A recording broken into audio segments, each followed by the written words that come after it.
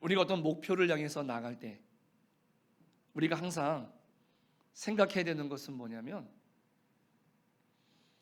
그 어떤 멀리 있는 목표를 생각하기 이전에 그 목표를 위한 출발에 앞서서 지금의 우리들의 모습을 돌아보고 잘 분석하고 잘 판단하는 것도 굉장히 중요하죠. 특별히 오늘 같은 이런 말씀을 통해서 보면 굉장히 우리 마음을 찌르는 것 같고 우리들을 책망하는 것 같고 때로는 좀 무겁게 들릴 수도 있습니다. 허나 오늘 이러한 말씀을 통해서 다시 한번 우리의 신앙을 일으키고 우리의 신앙을 되짚어보고, 그리고 지금 우리가 올바르게 가고 있는지를 다시 한번 이런 말씀의 기준에 우리가 잇대어 가지고 우리 스스로를 냉정하게 바라볼 수 있는 그런 믿음의 사람이 되시기를 간절히 축복합니다. 그래야 우리들이 올바르게 갈 수 있고, 그래야 우리가 올바르게 하나님 앞에 열매를 맺을 수가 있거든요. 우리가 아무리 열심히 일을 한다고 해보십시오. 그런데 사장님의 마음에 들지 않아요. 그 주인의 마음에 들지 않으면 소용이 없는 거잖아요. 우리가 신앙생활을 잘한다 해도 주변에 있는 사람들로부터 인정받지 못한다. 오히려 이 믿음 있는 사람이 왜 저래? 다른 사람들이 손가락질한다고 생각해 보십시오. 좀 심한 말로. 그러면 죽은 믿음이에요. 교회를 잘 다녀도 목사님이나 교인들로부터 인정받지 못할 때 얼마나 답답하겠습니까?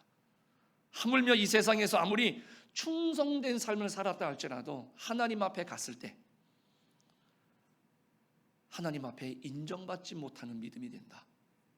이건 정말로 생각도 하기 싫은 안타까운 일이죠. 오늘 본문에 보니까 이렇게 답답하고 안타까운 일이 기록되어 있는 거예요. 하나님께서는 유다 백성들의 세 가지 아주 중요한 종교적인 헌신에 대해서 거절을 하십니다. 우리 사랑하는 성도님들, 오늘 이 말씀을 통해서 우리는 하나님으로부터 거절당하는 믿음이 아니라 하나님 보시기에 좋은 믿음 생활의 비결이 무엇인지를 깨달아서 하나님 마음을 기쁘시게 하고 하나님의 인정을 받는 그런 신앙으로 변화되는 복된 시간 되시기를 주님의 이름으로 축복합니다. 오늘 11절에 보니까 너희의 무수한 재물이 내게 무엇이 유익하냐? 나는 숫양의 번제와 살찐 짐승의 기름에 배불렀다라고 말씀을 하세요. 그러면서 13절에 보니까 헛된 재물을 다시 가져오지 말아라, 분명하게 말씀을 하십니다. 제사와 재물을 거절하십니다. 제사는 하나님을 믿는 백성들에게 있어서 가장 중요한 일이거든요. 하나님을 섬기는 가장 중요하고 기본적인 의식입니다. 그런데 하나님은 이런 제사를 내게 드리지 말아라, 거절하시는 거죠. 14절에서는 내 마음이 너희의 월삭과 정한 절기를 싫어하나니 그것이 내게 무거운 짐이라, 이렇게 말씀을 하십니다. 오늘날로 말하면 주일에 성도들이 주님의 이름으로 모이는 것을 싫어하신다는 뜻이에요. 모이지도 말고 예배드리지 말아라, 이런 뜻입니다. 당시 이 유다에는 안식일, 월삭을 비롯해서 여러 절기를 가지고 있었습니다. 그 대회죠. 큰 모임이에요. 그 절기에 모여서 하나님을 예배하고 기도하고 하나님 앞에 감사를 드렸는데 하나님께서는 그 성회로 모이는 절기를 거절하시는 거예요. 성경은 모이기를 폐하는 어떤 사람들의 습관같이 하지 말라고 분명하게 모이기를 힘쓰라고 말씀하신 하나님이신데 지금은 그런 절기와 성회를 싫어한다, 모이지 말아라, 거절하시는 겁니다. 15절에 보면은 너희가 손을 펼 때에 내가 내 눈을 너희에게서 가리고 너희가 많이 기도할지라도 내가 듣지 아니하리니. 이것은 기도를 거절하시겠다는 뜻이죠. 신앙생활에 있어서 기도보다 중요한 게 어디 있습니까? 주님도 쉬지 말고 기도하라고 하셨고요, 기도하기를 쉬는 죄를 범하지 말라고까지도 우리 주님은 우리들에게 교훈하셨는데, 그런 하나님이 지금 나에게 기도하지 말아라 말씀하시는 거죠. 즉 이 말은 뭡니까? 기도해도 나는 너희의 기도를 듣지 않겠다 거절하시는 거예요. 이것만큼 심각한 게 어디 있습니까? 지금 이 말씀드린 이 세 분야는 우리가 신앙생활할 때 이 신앙의 가장 중요한 요소들이거든요. 그리고 하나님이 가장 기뻐하시는 요소예요. 다른 곳에서는 하나님께서 제사를 드리고 제물을 드리고 기도를 드리고 모이기를 힘쓰는 것을 하지 않아서 오히려 책망하셨어요. 기꺼운 마음으로 하나님 앞에 제물을 드리고 제사를 드리고 예배에 모이기를 힘쓰고 기도하기를 힘쓰라고 하셨던 하나님이신데, 지금 그 하나님이 오늘 본문에 보니까 다 거절하시는 거죠. 정말 심각한 문제죠. 그렇다면 왜 하나님께서 이렇게 중요한 신앙의 요소들을 다 거절하시는 사태에 이르게 됐을까라는 것이죠. 한마디로 말하면 코드가 맞지 않는 거예요. 하나님의 코드와 우리 사람의 코드가 맞지 않는 것입니다. 하나님은 이것을 원하는데 사람은 하나님이 원하시는 이것을 하지 않고 원하시지 않는 다른 것을 하면서 열심까지 내는 거예요. 미국의 남북전쟁 당시에 그 링컨 대통령이 전쟁에서 승리를 위해서 하나님 앞에 늘 기도했습니다. 너무나 잘 아시는 이야기이죠. 그런데 주변의 참모들이 보니까는요, 우리의 대통령이 늘 기도하니까 그 마음이 너무나 좋습니다. 든든합니다. 그래서 어느 날 그 링컨에게 말합니다. 참모들이, 대통령께서 이렇게 기도하시니 하나님이 우리 편에 계셔서 우리가 승리하게 될 줄 우리는 확신합니다. 그랬더니 이 링컨 대통령이 정색을 합니다. 그러면서 하나님이 우리 편이라니 도대체 이게 무슨 말입니까? 나는 내가 하나님의 편이 되기 위해서 부단히 노력하고 있습니다. 이렇게 말을 했다는 것이죠. 하나님이 우리 편이 아니라 우리가 하나님의 편에 들어야 한다는 이 링컨 대통령의 말을 오늘 우리는 다시 한번 마음에 새겨볼 가치가 있는 말이라고 생각을 합니다. 우리는 너무나 자주 하나님이 내 편이 되어달라고 기도하고 있지요. 저도 여기서 자유롭지 못합니다. 그래서 나를 도와주시고 나를 축복해 주시고 나를 인도해 달라고 간구하고 있습니다.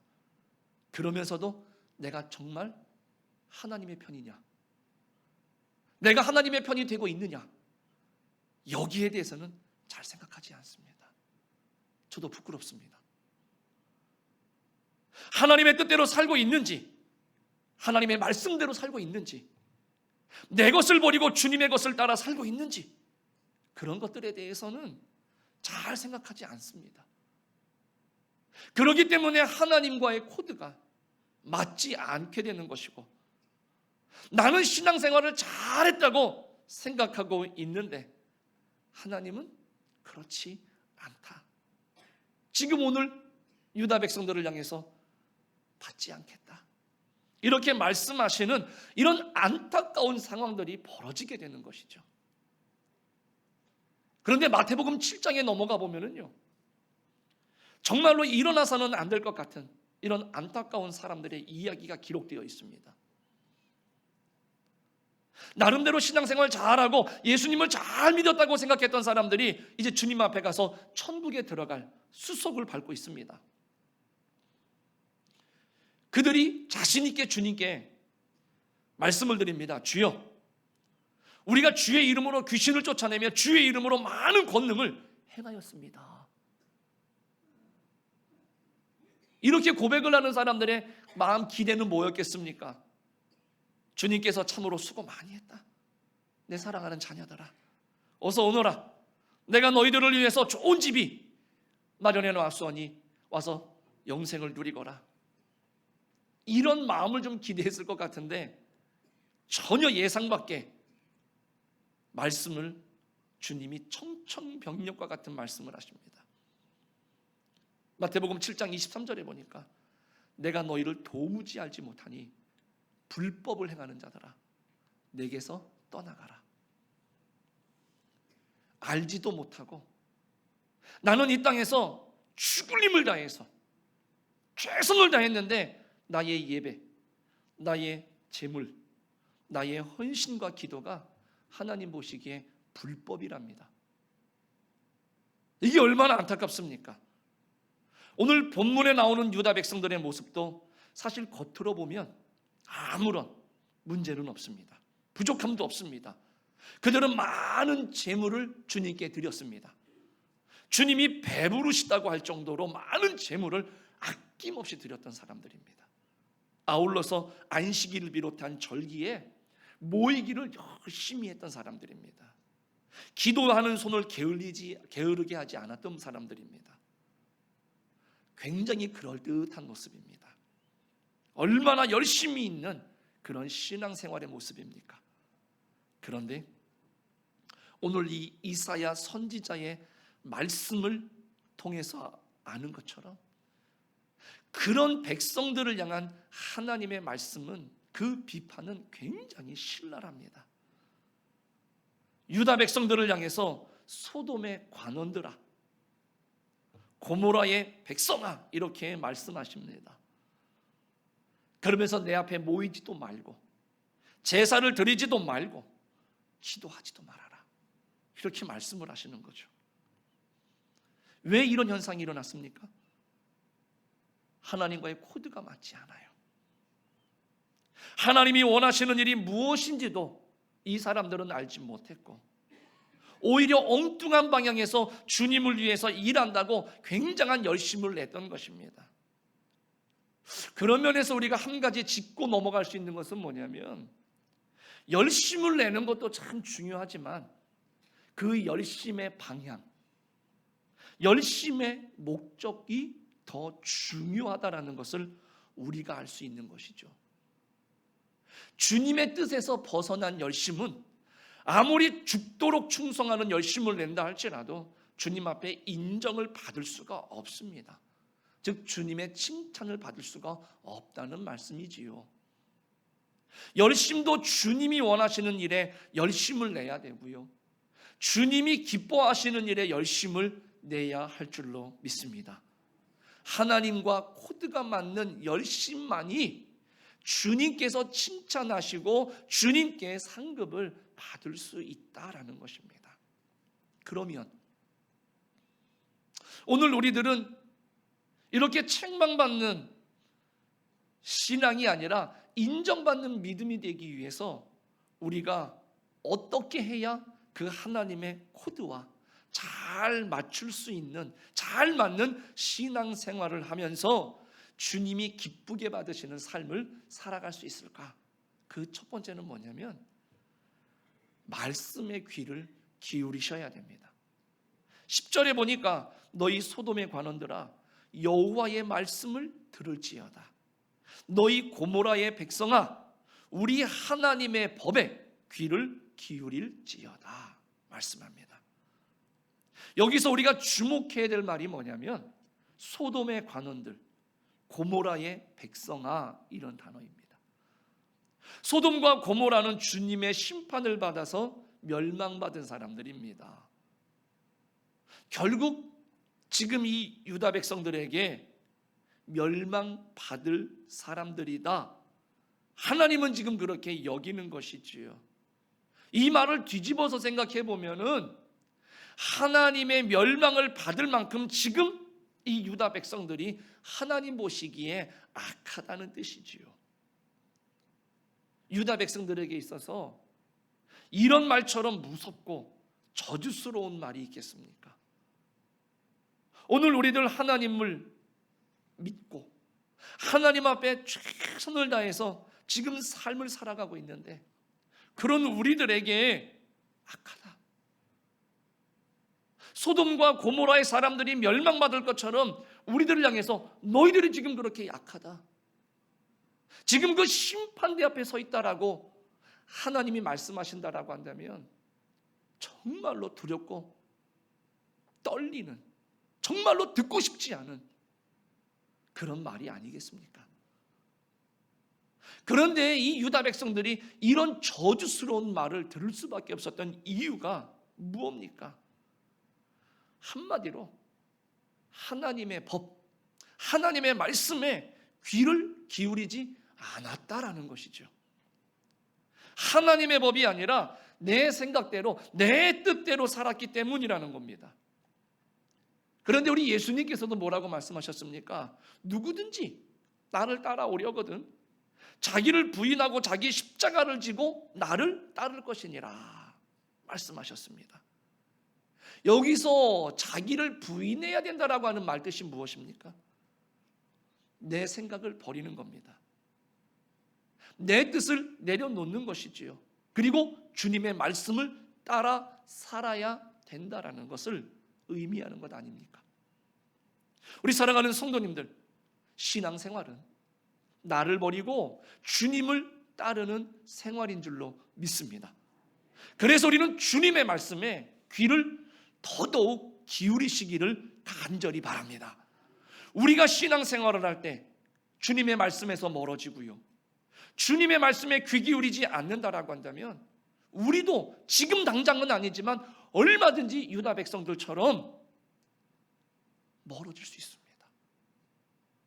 그리고 잘못된 신앙생활을 할 수 있게 되는 거죠. 항상 말씀에 귀를 기울여서 말씀대로 살아가는 우리 대광교회 성도님들이 다 되시기를 주님의 이름으로 축복합니다. 두 번째는 뭐겠습니까? 12절 말씀입니다. 너희가 내 앞에 보이러 오니 이것을 누가 너희에게 요구하였느냐. 형식적인 신앙생활을 책망하고 계십니다. 그러니까 내 앞에 보이러 온다, 이 말이 뭡니까? 마음이나 진심이나 사랑이나 감사함이 없어요. 그냥 마지못해 형식적으로 왔다라는 것이죠. 요즘 예배를 드리러 오는 성도들을 보면 다행히 우리 대광교회 성도님들은 아주 예배에 철저하게 목숨을 거시는 것 같아서 제가 좀 부담이 덜합니다만은 오늘날 우리 한국교회를 바라보면서 과연 하나님 앞에 예배를 드리러 오면서 영과 진리로 예배를 드리는 것보다 형식적으로 마지못해서 주의를 성수하는 분들이 의외로 많다라는 거죠. 괜히 내가 오늘 교회 안 가면 하나님이 주시는 축복에서 예외가 될까 봐, 잘못 내가 두려운 일을 만날까 봐 그냥 마지못해, 그래서는 안 된다는 것이죠. 예배를 보러 오는 것 아닙니다. 물론 우리들이 쓰는 말 중에는 의미는 알지요. 하지만 우리들이 의식적으로 이 언어 습관도 좀 바꾸세요. 예배를 보러 간다, 이 말보다는 예배를 드리러 간다. 우리가 좀 바꿔야 돼요. 나도 모르게 예배를 보러 간다, 구경하러 간다는 거예요. 우리가 다 무슨 뜻인지 알기 때문에 우리가 그냥 다 이해하고 다 접수하지만은요, 그래도 우리가 의식적으로 깨닫게 되면 우리의 언어 습관도 바뀔 필요는 있는 것 같아요. 그래서 어떤 책에 보니까는요, 목사님이 예배를 보러 온 사람들을 그 몇 가지로 유형으로 구분을 해 놓았더라고요. 한번 여러분들이 부담 없이 들으시되 오늘 우리는 이렇게 되면 안 되겠다라고 하는 그런 마음의 결단도 있으셨으면 좋겠어요. 먼저는요, 그 책에 보니까 멀대파가 있더라고요. 설교 시간에 눈은 강단을 응시하고 설교하는 목사님을 보는데 내 정신은 다른 데가 있는 거, 이게 멀대파랍니다. 그리고 주보파가 있답니다. 예배 시간 내내 주보에 밑줄 그어가면서 뭐가 있나 보고 심지어 오탈자가 있으면 교정까지 하시는 분이랍니다. 그리고 아멘파가 있대요. 그거는 뭐냐면 목사님이 말씀 끝날 때마다 가끔씩 한번 눈 감고 끄덕 하시는 분들, 여기 아멘파랍니다. 그리고 안절부절파가 있대요. 시계를 계속 보면서 언제 끝나나, 이제나 저제나 끝나나, 이렇게 안절부절하시는 분들이 있답니다. 그리고 청각장애파가 있답니다. 예배 시간 내내 옆 사람과 써가면서 대화하시는 분들. 그리고 회의 염려파가 있답니다. 예배 끝나고 나면 다음 순서가 중요해요. 모임이 있어서 그걸 어떻게 진행을 해야 되나 고민하시는 분들이 있답니다. 그리고 또 나 홀로파가 있답니다. 목사님이 설교하시는데 나 혼자 성경 봉독하시면서 성경을 계속해서 혼자 보시는 분들. 그리고 경비파가 있답니다. 누가 왔나 안 왔나 예배 시간 내내 두리번거리면서 간섭하시는 분들. 그 책에 보니까 예배를 보러 온 사람들의 분류를 이렇게 해 놓으셨더라고요. 그런데 그냥 우리들이 웃을 수도 있지만은 우리들의 모습을 한번, 우리가 정말로 영과 진리로 예배를 드리는 하나님 앞에 서는 사람이라고 한다면 한 번쯤 생각해 볼 필요는 있을 것 같아서 여러분들에게 소개를 해드렸습니다. 하나님은 예배하는 자가 영과 진리로 예배할지니라 말씀하셨습니다. 영과 진리가 빠진 형식적인 예배, 하나님을 뜨겁게 사랑하는 마음이 없는 그런 습관적으로 드려지는 예배, 그냥 예배를 보러 오는 형식적인 것을 하나님은 전혀 기뻐하지 않으신다는 거죠. 오늘 성경이 말하는 것처럼 그러한 사람들이 아무리 많은 재물을 가지고 11조의 감사 헌금에 주일 헌금을 가지고 왔어도 보러 온 예배에 대해서는 하나님은 기뻐하지 않으신다는 것이죠. 우리가 영과 진리의 예배를 드려야 될 줄로 믿습니다. 그래서 오늘 우리들이 그렇게 준비되어지고 기도되어질 때 오늘 하나님께서 우리의 삶에 크신 능력과 은혜의 길을 확실하게 열어주실 줄로 믿습니다. 세 번째로는 뭐냐면 13절 하반절인데요. 성회와 아울러 악을 행하는 것을 내가 견디지 못하겠노라 이렇게 말씀하십니다. 이들의 문제는 뭐냐면 예배로 모일 때에 그 지키는 일에 게으른 것이 아닙니다. 성경에 보면 이 사람들은 열심을 다해서 죽을 힘을 다해서 모였어요. 그게 잘못된 것이 아니라는 겁니다. 문제는 뭐냐? 그 다음에 악을 행하는 것이 문제였다라는 거예요. 그러니까 15절에서도 결국 지적하는 바는 뭐냐면 이중적인 신앙생활입니다. 열심히 기도하고 난 뒤에 가서는 손에 피를 가득 묻힌다는 것이죠. 우리 사랑하는 성도님들, 한국교회를 향해서 지금 많은 사람들이 걱정하는 그 이유가 뭔지 아십니까? 지적하는 문제가 뭔지 아십니까? 바로 이중적인 이 신앙생활의 모습입니다. 잘 모르는 사람이 봐도 신앙과 생활이 일치가 안 되고 다르더라는 것이죠. 주일의 모습과 평일의 모습이 너무 다르다는 것이죠. 교회 안의 모습과 교회 밖의 모습이 너무 다 다르다는 거예요. 교회 안에서는 천사와 같아요. 그런데 교회 밖을 나가면 천사의 그런 모습은 다 어느새 사라지고 전혀 다른 모습. 저도 예전에 보니까는요, 저희 교회에도 그런 가정들이 조금 있긴 하지만 그때 며느리와 시어머니가 같이 교회를 다녔어요. 근데 이 며느리가 어느 날 저를 찾아와서 교회를 옮기고 싶다는 거예요. 그래서 이유가 뭐냐 그랬더니 자기 어머니 권사님에게, 시어머니 권사님에게 시험이 들은 거예요. 이 며느리가 바로 이 부분입니다. 교회 오면 천사와 같은 권사님이신데 집에 가면 말 그대로 시어머니예요. 그러니까는 이 며느리가 너무너무 다른 거죠. 그래서 옮기겠다는 거죠. 그런데 여차여차 잘 마무리가 돼서 둘도 없는 사이가 돼서 신앙생활을 잘하고 있습니다. 지금도 아마 잘하고 계실 거예요. 바로 이런 모습들입니다. 기도할 때 보면 정말 천사도 그런 천사가 없어요.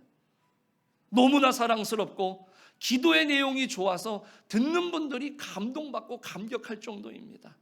그런데 평소에 말하는 것을 보면 거짓말도 잘하고요, 안 믿는 사람도 입에 담기 어려운 그런 말들을 아주 서스럼 없이 아무렇지 않게 내뱉는 것을 볼 때, 바로 이런 이중적인 생활 때문에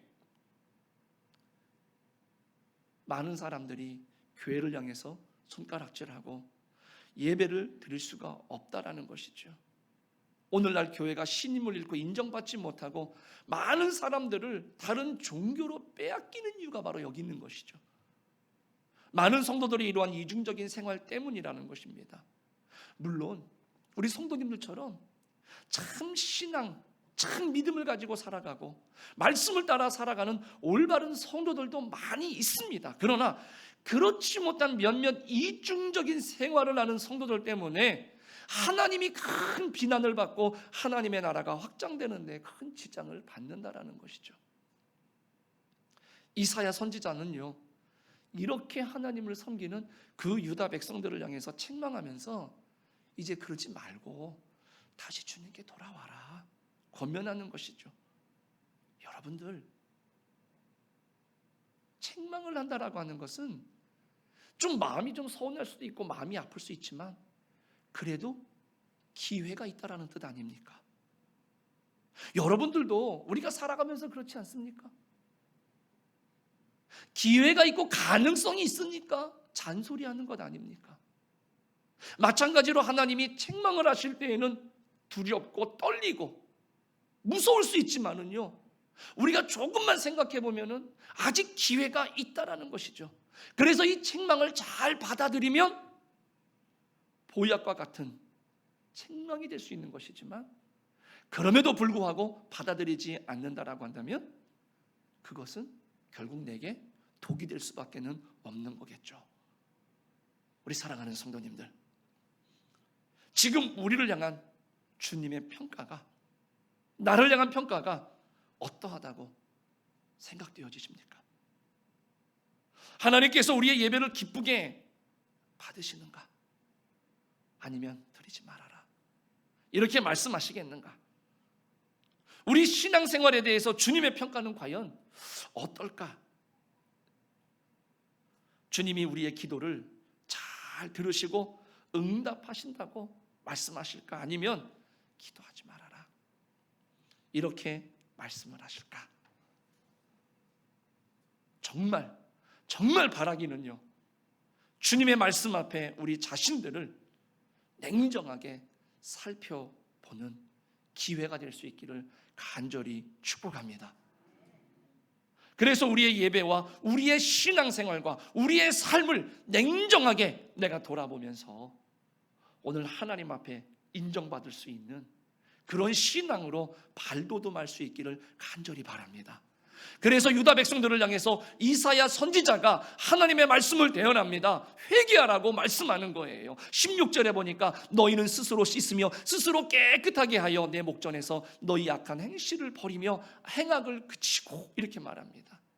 그러니까 잘못된 것을 회개하고 버려야 할 것들이 있다라고 한다면, 발견되어지면은 가차없이 버리고, 그쳐야 할 것들이 있으면 그치는, 이제 멈출 수 있는 그런 생활이 될 수 있기를 오늘 이사야 선지자를 통해서 하나님이 말씀하시는 거죠.